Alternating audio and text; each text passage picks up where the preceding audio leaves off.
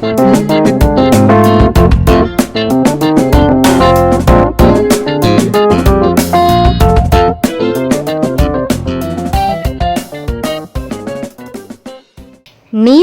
நிலைநாட்டிய சிலம்பு. பொருளீட்டுவதற்காக மதுரை நகருக்கு கண்ணகியுடன் வருகிறான் கோவலன். அங்கு அவன் செய்யாத குற்றத்திற்காக மரண தண்டனை பெறுகிறான். ஆராயாமல் தீர்ப்பு அளித்ததாக அரசன் மீது குற்றம் சாட்டும் கண்ணகி தன் சிலம்பை கொண்டு தன் கணவன் கல்வனல்லன் என்பதை உணர்த்துகிறாள். அரசனுக்கும் கண்ணகிக்கும் நடக்கும் உரையாடலே இந்த பகுதி.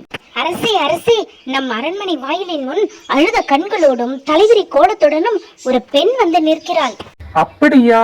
அந்த பெண்ணிற்கு என்ன துயரமோ கேட்டாயா? நான் எவ்வளவோ கேட்டு பார்த்து விட்டேன் மன்னவா. அதை பற்றி உங்களிடம்தான் கூற வேண்டும் என்று சொல்கிறாள். அவள் உங்களிடம் நீதி கேட்டு வந்திருப்பதாக கூறுகிறாள். நீதி கேட்டு வந்திருக்கிறாளா? சரி, அந்த பெண்ணை உள்ளே அனுப்பு. ஆன்றோர்களும் சான்றோர்களும் நிறைந்திருக்கும் அவையிலே நடுநாயகமாய் மன்னர் வீற்றிருக்க அரசவைக்குள் நுழைகிறாள் கண்ணகி. இளங்கொடி போன்ற பெண்ணே, அழுத கண்களுடன் எம்மை காண வந்ததன் காரணம் என்ன? நீ யார்? உனக்கு என்ன வேண்டும்? ஆராயாது நீதி வழங்கிய மன்னனே, என்னையா யார் என்று கேட்கிறாய்? சொல்கிறேன் கேள். உலகம் வியக்கும் வண்ணம் ஒரு புறாவுக்காக தன் உடலையே தந்த சிபி மன்னனை பற்றி நீ அறிவாயா?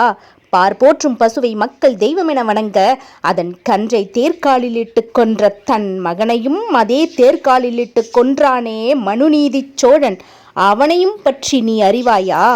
பெண்ணே, நான் கேட்ட வினாவுக்கு இன்னும் நீ விடை கூறவில்லை. அதை விட்டுவிட்டு நீ வேறு எதையோ கூறிக்கொண்டிருக்கிறாய். இழப்பின் அருமை தெரியாத மன்னனே, என் நிலை அறியாமல் தானே இப்படி பேசுகிறாய்? நான் இதுவரை கூறிய பெருமை மிக்க சோழ மன்னர்கள் வாழ்ந்த புகார் நகரமே எனது ஊர்.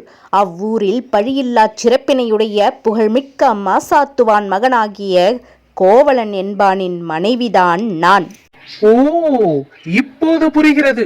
அந்த கோவலனின் மனைவியானி?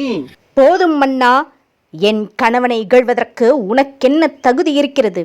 ஊழ்வினை பயனால் உன் ஊருக்கு வந்து என் கால் சிலம்பை விற்க வந்த என் கணவனை அநியாயமாக கொன்றுவிட்டாயே, நீ செய்தது தகுமா?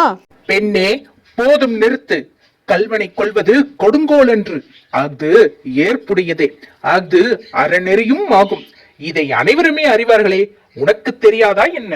அறநெறி தவறிய மன்னனே, தவறிழைத்தவர்களை தண்டித்தல் தகுதியுடைய மன்னனுக்கு உரியது என்பதை நானும் அறிவேன். ஆனால் நீ கூறுவது போல் என் கணவன் கல்வன் அல்லன். அவனிடம் இருந்த சிலம்பும் அரசிக்குரிய சிலம்பன்று. அதன் இணைச்சிலம்பு இதோ என்னிடம் உள்ளது. என் கால் சிலம்பின் பரல் மாணிக்க கற்களால் ஆனது. பெண்ணே, நீ சொல்வது உண்மைதானா? உண்மையாயின் அரசிக்குரிய சிலம்பின் பரல் முத்துக்களால் ஆனது. ஆன்றோர் நிறைந்த இந்த அவைதனிலே அனைவருக்கும் உண்மையை உணர்த்துகிறேன். யாரங்கே? கோவலனிடமிருந்து பெற்ற அச்சிலம்பை இங்கு கொண்டு வா. சிலம்பை பெற்ற மன்னர் அதை கண்ணகியிடம் கொடுக்கிறார். பெண்ணே, இதோ உன் கணவனிடமிருந்து கைப்பற்றிய சிலம்பு. கண்ணகி அச்சிலம்பை கையில் எடுக்கிறாள். நீதி தவறாதவன் என்று உன்னை கூறிக்கொள்ளும் மன்னனே, ஒரு தவறும் செய்யாத என் கணவனை கொன்றது உன் அறநெறிக்கு இழுக்கு என்று இதோ மெய்ப்பிக்கிறேன். இங்கே பார். கண்ணகி சிலம்பை எடுத்து தரையில் போட்டு உடைக்கின்றாள்.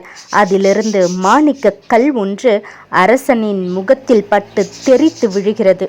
ஐயோ, தவறிழைத்து விட்டேனே. பிறர் சொல் கேட்டு பெரும்பிழை செய்தேனே. யானோ அரசன்? இல்லை இல்லை, யானே கல்வன். இதுவரை என் குலத்தில் எவரும் செய்யாத பழிச்சொல்லுக்கு ஆளாகிவிட்டேனே. இனிமேலும் யான் உயிரோடு இருத்தல் தகுமோ? இனி எனக்கு வெண்கொற்றை குடை எதற்கு? செங்கோல்தான் எதற்கு? என் வாழ்நாள் இன்றோடு முடிவதாக.